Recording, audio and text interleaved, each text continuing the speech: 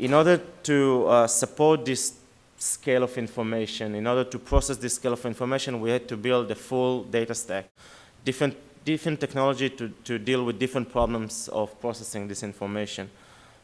You can see in the next slide, you can see essentially a map of our data stack.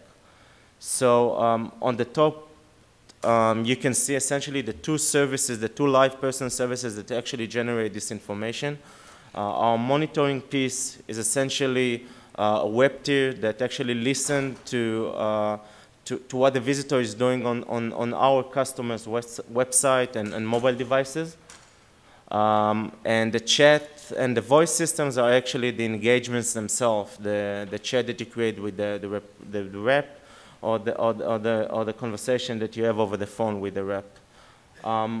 We're heavily relying on Kafka, Apache Kafka, which essentially was invented in LinkedIn.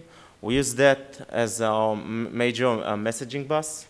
And we have what we call the two tracks. We have the batch track and we have the real-time track. On the batch side, we heavily, of course, relying on Hadoop for all the offline processing. And on top of Hadoop, we're using also Vertica and MicroStrategy for an analytical database and BI. And the interesting stuff on the right side is what we call the real-time track.